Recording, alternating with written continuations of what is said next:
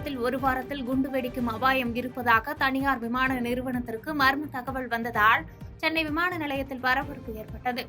சென்னை விமான நிலைய இயக்குநர் தலைமையில் அவசர ஆலோசனை கூட்டம் நடத்தப்பட்டு அந்த இணையதள தகவல்களை ஆய்வு செய்தபோது அது போலியான ஒரு மிரட்டல் தகவல் என்று தெரியவந்தது. இருப்பினும் இதுகுறித்து சென்னை விமான நிலைய காவல் நிலையத்தில் புகார் செய்யப்பட்டது. பின்னர் சென்னை விமான நிலையத்தில் இரவிலிருந்து கூடுதல் பாதுகாப்பு ஏற்பாடுகளும் செய்யப்பட்டுள்ளன.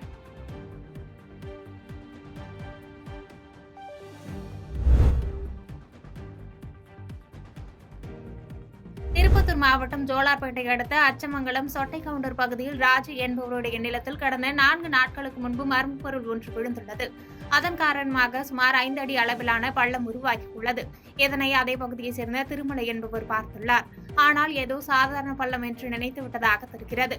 இந்த நிலையில் திரும்பவும் அதே இடத்திற்கு சென்ற திருமலை அந்த பள்ளத்தை பார்க்கும்போது அந்த பள்ளத்திலிருந்து அதிக வெப்ப அனல் வெளியாகியுள்ளது. மேலும் இந்த சம்பவம் குறித்து திருப்பத்தூர் வட்டாட்சியர் அனந்தகிருஷ்ணன் மற்றும் ஜோலார்பேட்டை போலீசாருக்கு தகவல் தெரிவித்தனர். பின்னர் வருவாய்த்துறையினர் மற்றும் போலீசார் சம்பவ இடத்திற்கு வந்தனர். மேலும் வருவாய்த்துறையினர் அந்த பள்ளத்தில் இருந்த மண் மற்றும் சாம்பலின் மாதிரிகளை ஆய்வுக்காக எடுத்து சென்றனர். மேலும் ஆய்வுக்கு பின்னரே விழுந்த மர்ம பொருள் வெண்கல்லா அல்லது ஏதேனும் இடி விழுந்து பள்ளம் ஏற்பட்டதா என தெரியவரும் என வருவாய்த்துறையினர் சார்பில் தெரிவிக்கப்பட்டது.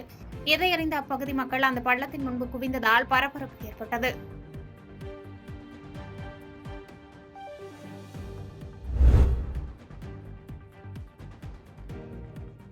உடலில் தீக்காயங்களுடன் உயிருக்கு போராடிய பெண் மயிலை பத்திரமாக மீட்டு சிகிச்சை அளித்து வனத்துறையிடம் ஒப்படைத்த இளைஞர்களை கிராம மக்கள் பாராட்டி வருகின்றனர்.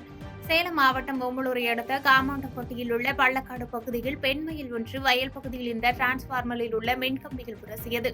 இதனால் மின்சாரம் தாக்கி மயிலின் உடலில் தீக்காயம் ஏற்பட்டு கீழே விழுந்தது.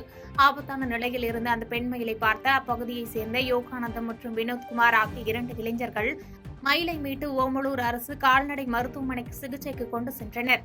கால்நடை மருத்துவர்கள் உடனடியாக மயிலிற்கு சிகிச்சை அளித்தனர். இதுகுறித்து தகவல் அறிந்து உடனடியாக மருத்துவமனைக்கு வந்த டானிஸ்பேட்டை வனத்துறை அதிகாரிகள் பெண் மயிலை மீட்டு சென்றனர்.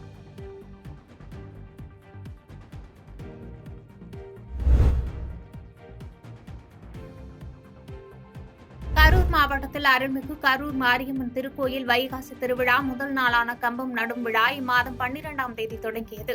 அதனைத் தொடர்ந்து திருவிழாவின் முதல் நாளான நேற்று தீச்சட்டி, பால்குடம் எடுத்தல், அழகு குத்துதல், தொட்டில் கரும்பு போன்ற பிரார்த்தனைகளின் பக்தர்கள் நிறைவேற்றும் விதமாக அதிகாலையில் அமராவதி ஆற்றங்கரையில் குவிந்தனர். மேலும் அமராவதி ஆற்றிலிருந்து மாரியம்மன் கோவில் வரை நடந்து சென்று பக்தர்கள் பிரார்த்தனைகளை நிறைவேற்றினர். மேலும் திருவிழாவை முன்னிட்டு மாவட்ட நிர்வாகம் சார்பில் பல்வேறு கட்ட பாதுகாப்பு பணியில் ஏராளமான காவல்துறையினர் ஈடுபட்டிருந்த நிலையில் நாமக்கல், சேலம் உள்ளிட்ட மாவட்டங்களிலிருந்து ஏராளமான பக்தர்கள் கலந்து கொண்டு சுவாமி தரிசனம் செய்தனர்.